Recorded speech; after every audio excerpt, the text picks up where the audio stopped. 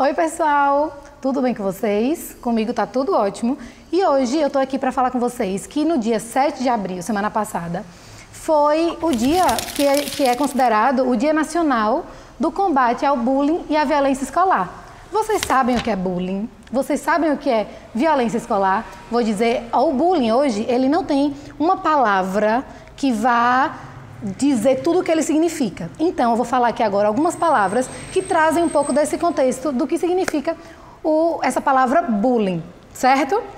Colocar apelido, ofender, zoar, assediar, humilhar, fazer sofrer, excluir, isolar, amedrontar, agredir, ferir, chutar, bater, quebrar pertences, entre outras inúmeras coisas que podem significar essa palavra. Vocês já fizeram isso com alguém? Alguém já fez alguma dessas coisas com vocês? Ou vocês já viram alguém fazer isso com outra pessoa? Vocês já perceberam como é que essa pessoa se sentiu? Ou como você se sentiu sendo autor ou sendo vítima dessa história? Vamos falar sobre isso? Lá no século XVIII e no século XIX, já eram vistas algumas situações de agressão, geralmente eram de alunos mais velhos contra alunos mais novos, ou então de alunos maiores em tamanho contra alunos menores.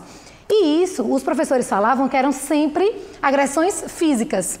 E aí hoje, a gente já percebe que nas escolas acontecem agressões também psicológicas, né?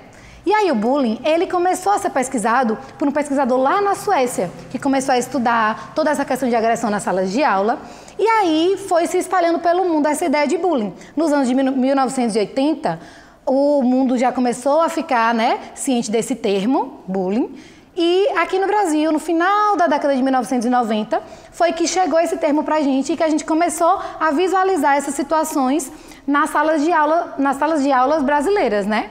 E aí, como é que isso acontece hoje? Hoje, isso acontece tanto com violência física quanto com violência psicológica e principalmente, sabe o que? Vocês já ouviram falar disso? O cyberbullying. O que significa o cyberbullying? O bullying, pela internet, que a pessoa está coberta por uma tela, ou do computador, do celular, do tablet, né? Então, essa pessoa se sente encorajada para falar, para agredir a outra pessoa em forma verbal, não é isso? Ou de forma escrita, na verdade. Né? De forma... a pessoa se sente mais confortável para agredir alguém de forma verbal ou escrita. Não é isso? O bullying, para acontecer, ele precisa ter 3 características. A primeira, ter um autor. Autor é a pessoa que fere, a pessoa que agride. A segunda é ter um alvo, que é o quê? A vítima, né? A vítima é a pessoa que sofre essas agressões. E o terceiro elemento é o quê? As testemunhas, que são as pessoas que estão presentes naquele lugar de onde está acontecendo aquela agressão e que, às vezes, fazem alguma coisa para defender a pessoa, outras vezes não fazem nada e, em outras vezes, vão ajudar o agressor. Então, vão compartilhar aquele sentimento de agressão em relação à vítima. Nem sempre o bullying vai ser facilmente identificado. Por quê, Yara? Não é fácil eu olhar e ver que está acontecendo uma situação tipo essa? Não é, sabe por quê? Porque principalmente quando a vítima é uma criança ou é um adolescente, essa vítima pode ficar com um sentimento de angústia tão grande, com sentimentos negativos tão grandes, que podem fazer com que ela não tenha coragem de chegar para conversar com alguém, de chegar para conversar com um adulto sobre essa situação, para que possa se solucionar. Né? Então, é uma situação que é um pouco mais difícil de ser identificada do que outras que são vistas nas escolas. A partir de todas essas informações que eu trouxe, a gente pode perceber a grandiosidade que tem em uma situação de violência escolar. E presta atenção, essas situações de bullying não acontecem apenas na escola, também podem acontecer em outras situações, né?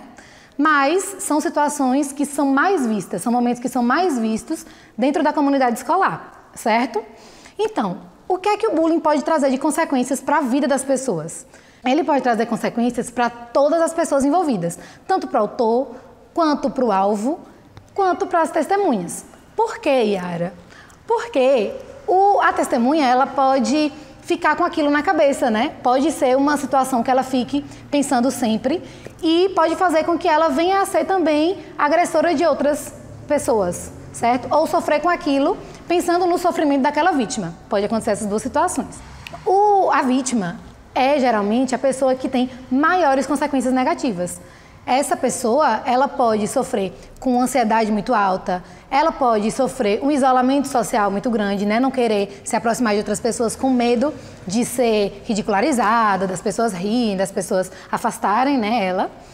E aí isso pode gerar um estresse muito grande, uma ansiedade muito grande e até coisas mais graves, como depressão e também o suicídio. O autor, ele muitas vezes vem já de um histórico de agressões também com ele. Então, ele muitas vezes já é uma pessoa que também sofre. E aí ele acaba descontando em outra, acaba descontando no alvo dele. E aí, para que a gente possa fechar esse assunto de uma forma bem dinâmica, de uma forma bem leve, eu trago aqui algumas dicas para que a gente saiba como lidar com algumas situações quando acontecerem com a gente, né? Primeiro, a gente precisa saber identificar, a gente precisa primeiro conseguir identificar essa situação, né? Perceber quando as coisas não estão indo de uma forma saudável, né? Para os pais, para as mães, percebam os comportamentos diferentes dos filhos de vocês. Comportamentos como ficarem mais introvertidos ou começarem a ter comportamentos que eles não tinham antes. Ficarem com um medo de estar perto de pessoas, certo? Tanto para crianças quanto para adolescentes. Para os meus adolescentes, eu falo que o essencial, o melhor, é que a gente entenda, né, que a gente compreenda que as pessoas são diferentes. Todas as pessoas são diferentes em sua forma de se vestir, em sua forma de se comportar, em sua forma de ser fisicamente, em sua forma de pensar, em sua forma de lidar com as situações, né, com suas ideias de vida, de futuro. Então, é muito necessário que a gente compreenda essas diferenças. E que a gente saiba, né, que a gente compreenda também que é natural a gente não gostar de uma pessoa. Esse sentimento é um sentimento normal, vivido por todas as pessoas. Só que o essencial é que a gente tenha o respeito, né? O respeito é o que faz as relações acontecerem, é o que faz com que a gente tenha uma vida social saudável. E aí, para minha turminha de crianças, eu falo principalmente com os professores. Vamos tentar, professores, fazer com que na nossa sala de aula seja um ambiente saudável, fazer com que a nossa presença em sala de aula seja uma presença confiável para as crianças, que as crianças tenham confiança nas nossas palavras, no nosso aconchego, no nosso afeto. E tentar trazer a família para dentro da escola. Esse diálogo família e escola é um diálogo muito necessário para essa confiança de vida dos alunos, para que essas situações estejam cada vez mais, né, diminuídas e cada vez mais vistas de uma forma geral, né, para que a gente consiga lidar melhor com todos esses momentos. Espero que eu tenha contribuído com vocês, com esse assunto. Espero que vocês tenham gostado desse vídeo. E se você quiser desabafar, se você quiser falar sobre alguma situação que você viveu, você pode falar comigo nas minhas redes sociais, elas vão estar aí na descrição do vídeo, certo? E se tiver alguma coisa engraçada para contar ou alguma coisa que você queira trazer pra gente, pode colocar nos comentários também, certo?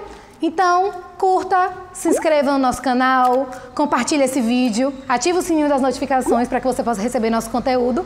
E é isso, até o próximo vídeo, tá certo? Um beijo e até mais!